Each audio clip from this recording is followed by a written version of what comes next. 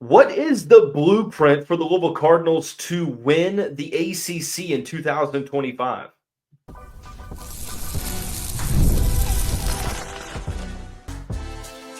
You are Locked On Louisville, your daily podcast on the Louisville Cardinals. Part of the Locked On Podcast Network, your team every day. Card Nation, what's going on, everyone? Welcome into this Thursday edition of the Locked On Louisville podcast. I'm your host, Dalton Pence. Today's episode is brought to you by FanDuel. Right now, new customers can get $200 in bonus bets when your first $5 bet wins. All you have to do, visit FanDuel.com to get started. I want to take the time to thank you all again for making us your first listen of the day. But I promised you all that there would be a second episode of the mailbag, just answering football questions. To answer those questions, I brought pretty frequent guest of the show back on, Keith Arutoff from the Pink Seats podcast over at the State of Louisville. When Keith Arutoff speaks football, you need to listen. That is my slogan, evergreen. Keith, what's going on, man? Not too much. Living the dream, trying to get out, play some golf. The golf video finally went up on the State of Louisville channel. You can find out if me and U of L alum Vince Lococo were able to take down the golfing tyrant that is Presley Meyer. But just staying busy, man. Same as you. Yeah, appreciate you popping on. Pretty interesting time, late May, not much out there in terms of news. So we analyze and then sort of overanalyze things. But I felt like this was one of the better mailbags that I've had in quite some time. So I wanted to bring you on because it's sort of some of the big picture questions for next year. We'll introduce two conditional statements to start out with. We'll talk about the ACC contenders / playoff hopefuls. We'll also discuss where Miller Moss ranks in the ACC quarterback hierarchy. So we'll start out with the conditional statements, and they kind of go hand in hand. Keith, I'm going to ask you to fill in the blank. I'll start with you. If Louisville wins the ACC, then blank. I guess really it's kind of difficult to answer because it's a two-part question, because winning the ACC means that you got there. So let's switch it up a little bit and say if Louisville makes the ACC Championship game, then blank happened. They won all of their ACC regular season games. The door is in your place. It looks like the right. Is that where I'm looking at? Maybe the left. Yes, sir. It's actually the left way you. Well, my right, your left. But no. So if Louisville makes the ACC title game, I think that, just to try and get a little bit abstract, because I think we were both trying to get outside of the box and come up with some weird things that could happen outside of just Louisville doing the easy thing and winning all their games. So what I came up with is just Clemson completely flops this year. They come into the year with not just ACC, but national title expectations. A lot of it's assumed they're going to be one of the two ACC title game participants. Indeed. They completely flop. That leaves the door open for more good teams to get in. We were talking pre-show about how some teams have more favorable paths to the title game and could sneak in. Mm-hmm. Honestly, kind of like we did in 2023, getting into the ACC title game. The schedule gave us an opportunity and we took it. So if Clemson can flop and take themselves out of the equation so that you don't get edged out by one of those teams that doesn't really have to get tested going into the ACC title game, that makes it that much easier. For me, I'm going to go a little bit with the schedule particularly, but also on the field. I think starting with on the field, I think if Louisville's defense is serviceable, I think that they can make the ACC championship game, because your offense with the duo at running back, it's going to be one of the best rushing attacks in the conference, maybe even the country.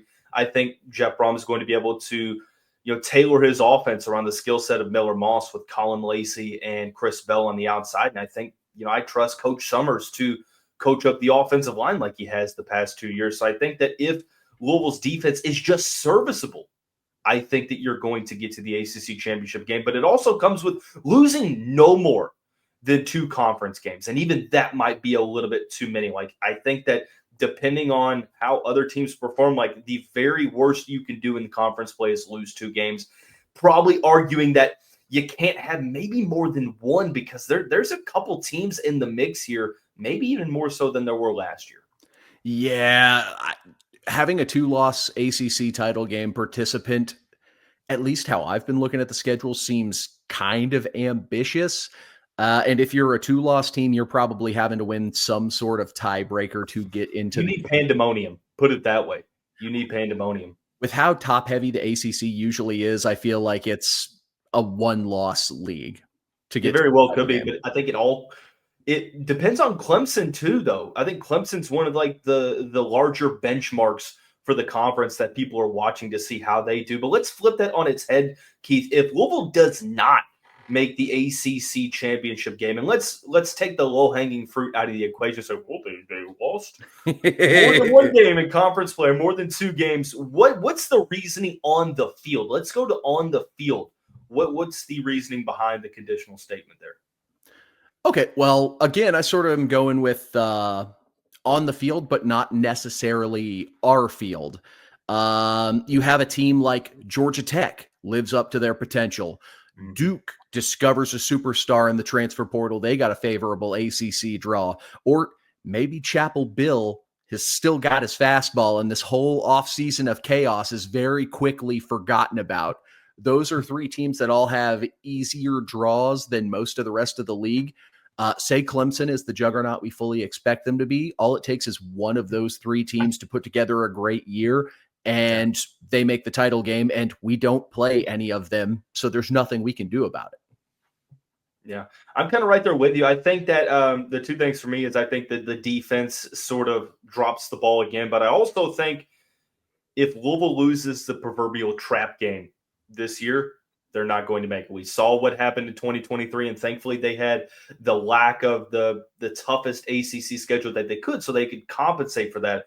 But 2024, Stanford, and not to mention, some weird games against SMU and Miami and such. But if this happens in 2025 and you play the other quote-unquote big 3 in the conference, Miami, Clemson, and SMU, I just don't see Louisville sweeping that 3-game stretch. If they win 2 out of the 3, that's great. But if you don't handle business elsewhere and you drop a game where you're not supposed to, which we've seen in the past couple of years, it's going to fulfill that conditional statement as well, and they're not going to make the conference championship game. To make it a little bit more Louisville focused, because you mentioned the defense being one of the potential options. I would say if Miller Moss is too much of a step down. Now, we've seen what Coach Brohm can do with a quarterback. We've seen it from Plummer to Shuck. He's very good at evaluating a quarterback's strengths and then catering the offense to best match what they are able to do. But if it's too much of a step down and you aren't able to open up the run game by spreading the field to your wide receiving core, to your Lacey, to your Bell, to your Hurry, to your Collins, then it can force you to be a one-dimensional offense, and that could lead to some losses as well. So as much as I like to deny the importance of quarterbacks and downplay it, if it's too much of a drop-off, that could spell disaster this year. No, that 100% could. And I think it's pretty interesting as this sort of segues into the next question surrounding who the ACC contenders / playoff hopefuls are in the conference, and kind of a little bit of a preliminary breakdown in late May of who can contend with Louisville for those spots in the conference championship game. And we'll identify who those teams are, who could be on the outside looking in, and much more when we come back on this Thursday edition of the Locked On Louisville podcast.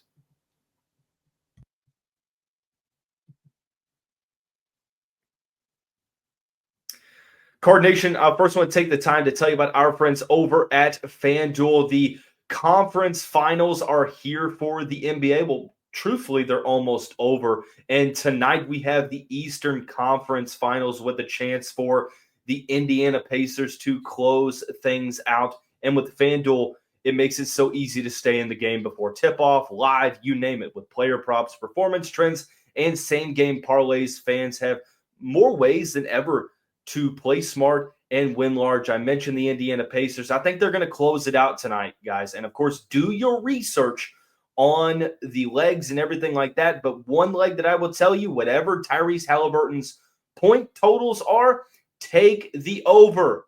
I am on the Halliburton train in this game. I'm not a huge fan of Tyrese, but he's made me more of a believer this playoff run. And I think that Indiana seems like the Eastern Conference team of destiny right now. So if you're new to FanDuel, it's the perfect time to sign up. Head to FanDuel.com.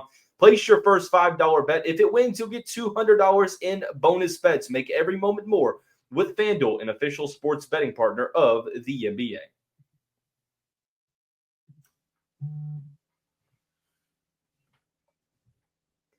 Card Nation, rolling right on along in this second episode of the Weekly Mailbag, just dedicated to football questions. Talked about what would need to happen or what wouldn't happen if Louisville would or would not make it to the ACC Championship game. Let's take a look at the contenders. Keith, I think that when you look at the top line of teams, so to speak, most analysts out there, in whatever order, usually Clemson's been 1, Miami's been 2, but the Cardinals and SMU have been thrown into that top group as well. That sort of quadrant of teams, is that who you have as your top tier contenders in the conference? Yeah, for contending for the conference title, the 4 obvious ones. You could make an argument if Florida State makes a return to form. Like, there was some wholesale changes this offseason to the program after coming off a devastatingly bad year. You have Gus Malzahn down there running his putt-putt offense now. I think Thomas Castellanos, while not a great prototypical quarterback, I think he's a great quarterback for running that scheme. And then, a couple dark horse teams like Georgia Tech with the favorable schedule. And then also, again, just because as a Dolphins fan, just because he's tormented me since my youth, I'm not going to count out Chapel Bill until that team is dead. You keep saying Chapel Bill, and for whatever reason, either I'm living under a rock or I just haven't heard that. And I'm like, that's hilarious to me. But I mean, put it this way, though. If you're looking at this top tier list and maybe one team disappoints more so than the others, I have to believe it's going to be Miami. And here's why. I mean, yes, Mario Cristobal had the best offense in college football last year, and it's about time that he didn't try to actively ruin a quarterback. I mean, Cam Ward was the number 1 overall pick, and you had Damian Martinez, a great receiving core. I mean, overall great offensive line and great tight end play, and you've lost pretty much all of that. Ward is gone. 3 of your top running backs are gone. Your top 4 receivers, your top 3 tight ends, and 2 offensive linemen to the NFL, not to mention the guys you lost on defense. Even though you bring back Reuben Bain and some other players, there's so much that Miami is having to reload upon there. And I'm like, I could see the Hurricanes maybe regressing back to the mean a little bit more so than I can the other 3 teams. Yeah, and that's sort of a similar thought process here. They've lost a lot of weapons. Now, they do still have Mark Fletcher in their ranks. They've done a lot of work on the transfer portal, trying to refill a lot of holes. And question is game management all you want. Mario Cristobal does do a great job recruiting in, bringing in high-profile guys, and also developing offensive linemen. Like, that team's going to be tough in the trenches, no matter who's out there, as long as Cristobal's the head coach. I'll take the obvious route. I'm not super sold on Carson Beck. I think he's a fine college quarterback. He's really had a tumultuous offseason. It starts out with moving down there and getting a Lamborghini stolen out of a driveway that he left the keys in. And now he's having a messy breakup that was very, very public. So we've gone a couple of months without a Carson Beck headline, or at least it feels like it. Maybe it's only been a month. Maybe that's a good thing. Maybe he's just locked in and focused and on the mend. Who knows? But it's not even going to be a surprise if Miami ends up being one of the ACC top tier contenders that face plants a little bit come regular season. And look, they're going to be a talented team overall. I mean, they're not going to be talented. Is the coaching going to hold them back? And are they going to be lacking at the worst spots? And with Carson Beck, he's also dealing with that arm injury that it's sort of not getting talked about a lot. Like, it's one that can linger around, and just feels like if any of the top four is going to fall down, I think it's going to be Miami. We've talked about Georgia Tech and their continuity with Haynes King and Brent Key and the guys in Atlanta. But I have a couple teams that I've sort of pinned as in the, well, if everything goes right category, they can make it to the ACC championship game. I think the first one could be with Florida State. They had a huge transfer portal haul. Gus Malzahn is a good offensive coordinator. And if they can unlock Thomas Castellanos, I mean, who knows what can happen in Tallahassee. I have Duke as another team with Darian Mensah. Yes, they have a tougher out-of-conference schedule, but they return about over half the defensive starters. Manny Diaz can get some stuff going there. And what happens if Kyron Drone starts to figure things out in Blacksburg and is able to use his revamped receiving core to, improve his play. And you can kind of throw some wrenches in other teams' game plans. But that's kind of my little, monologue here of the teams that I think could. I'm not saying that they're going to be good or going to be that good. I just also don't buy into Bill Belichick in the modern college football era until I see it, producer Keith. Hey, I don't blame you. If anything, the last couple of months has had me questioning his decision-making, but the man tormented me from my childhood until I was a 30-year-old man. Is this nostalgia? is this what's getting you the nostalgia? Can we talk about the post-Tom Brady days? Is it a point where, it's like the Bill O'Brien thing? He's a great head coach, but never a great GM type thing? I mean, the man won 11 games with Matt Castle. Let's not forget about that. That's true. that was in the year 2008, 9, 10. I don't know what year. Father Time is catching up with my 27-year-old mind at the moment. But I think let me ask you this before we get into the next segment. Are you fully bought in on Clemson this year? Yeah. There's a lot of people there's some people in the Louisville fan base like, well, they were hyped up last year. And I'm like, you got to understand, these are two totally different teams. Tom Allen, for whatever reason, took the defensive coordinator job at Clemson, which I was like, damn, why? And Cade Klubnik,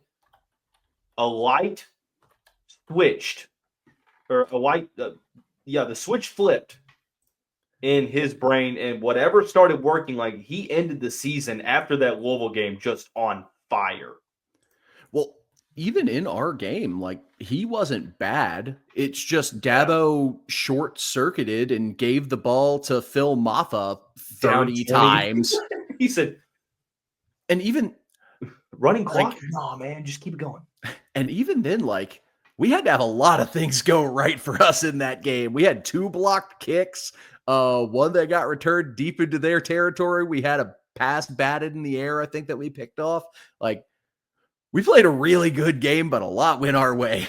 Yeah, it did. And I don't think it would shock anyone to know that Cade Klubnik is atop of the quarterback hierarchy in the ACC. But what you all really wanting to know is, where is Miller Moss? It's Miller time, but where does he land in the quarterback hierarchy? Keith and I will discuss and dispute when we come back on this Thursday edition of the Locked On Louisville podcast.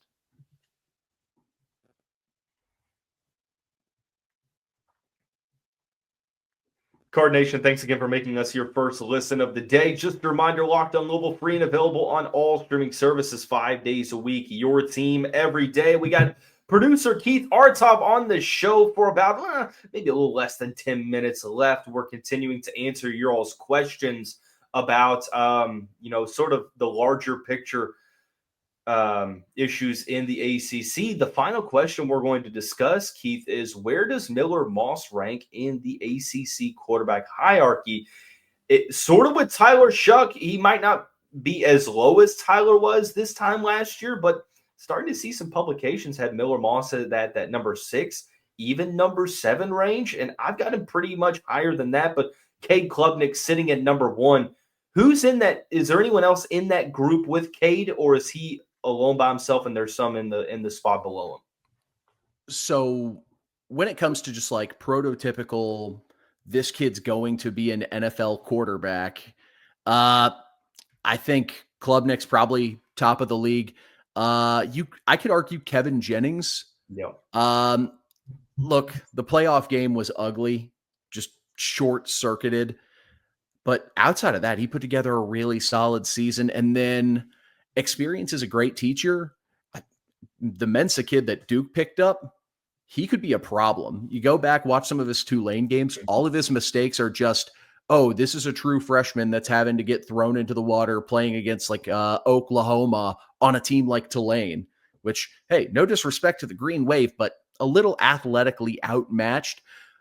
When it comes to just like raw ability and arm talent, that kid's got all the talent in the world. It's just, can he be coached? Can he be developed? So he's another guy that you could have up. So yeah, I kind of went into this with a little bit more of like an actual numerical ranking. Of course, I have tiers, and I think that Cade Klubnik at the moment is with Kevin Jennings in that tier 1 spot, but tier 2 is almost like a tier 1B, depending on the situations. I had number 1 being Cade Klubnik. I had number 2 being Kevin Jennings. I don't think that playoff game tells the full tale. And then I had sort of a 3A, 3B, Miller Moss and Haynes King at 3A, 3B. And even with the concerns over Miller, I think that a lot of the reason why he got benched at USC wasn't as much of his doing as much as it was Lincoln Riley needing a scapegoat and needing a reason to say, hey, look, we need to make a quarterback change to sort of save face here. And what happened? A really talented quarterback came in, and they didn't have a better offense than when Miller Moss left. So I'm not saying that Miller's perfect. I just think that if there's any quarterback coach out there that can tailor an offense around a guy, it's Jeff Brohm. And we saw what he did with Jack Blummer, got it to 10 wins. You saw what he did with Tyler Shuck, went from I'm going to have to quit football to I'm a second-round pick. And now you've got Miller Moss, who I would argue truthfully has the highest floor of either of these 3 quarterbacks. Maybe not necessarily the highest ceiling, but if Brohm is able to allow Miller to do more by doing less, I think that he's viewed in a different light here. And I think that that's one of the reasons why he's here with Haynes King is I think Haynes is going to have to deal with just a little bit more adversity going into next year, despite maybe not having to play the toughest strength of schedule. That's why I have them at 3A, 3B in my rankings. Okay, so rather than just like a sort of true numerical listing, like I mentioned, I do more of like a tier system, and also I try to do it in more of a vacuum, like try to take quarterback coach out of the equation. So like, as we know, Miller, and especially not just with us, like national publications, there's the Jeff Brohm bump that quarterbacks just tend to get once they're playing for a Brohm, just because they can get the most out of a guy. And you're so expecting him to succeed, basically. Yeah. So this isn't necessarily a listing of who's not going to be able to do what their coach wants them to do. Just, hey, when it comes to talent, ability, just being a good college football player, here's my list. So tier 1, I think we've already talked about all the guys. I put Jennings, Mensah, Klubnik, and then Haynes King I also had in that tier 1. And then tier 2, I have Miller Moss, and I have him with Gio Lopez, who's the transfer from South Alabama going to UNC. Go back and watch some Fun Belt football if you want to see some real good quarterback play. Gio Don't even Lopez, argue with Keith. Don't even argue with him. I'm telling you, you're out of your league if you're trying to argue with Keith about the Fun Belt. The MAC, you name it, some random league in Alaska. This guy knows about the non-traditional football. Yeah. And then another kid who's transferring up a league out of the American who I really like, Chandler Morris, transferring to UVA.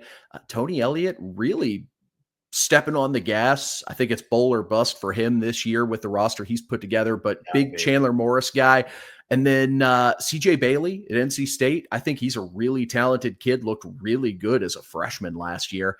And then I also have Carson back in that tier 2. And that's also, and then that's just also assuming that Beck can stay healthy. Because, we've seen Miami's faith in their depth chart if Beck re-agitates that UCL and goes down for the season again. So. Yeah, and granted, I think it's pretty interesting to hear about how we view the rankings because it seems like I factor in situation, I factor in the offense that he's going into, and you're purely talent and ability. And there's nothing wrong with either of these. I just think it's interesting the way that it was looked at. But Keith, I told myself I wasn't going to do this, but I'm going to. I talked myself into this guy last year, and I looked like a dummy. I had two incredible takes last year, incredibly hot takes, I should clarify. SMU was going to be much better than advertised. Man, I looked like a genius with that one.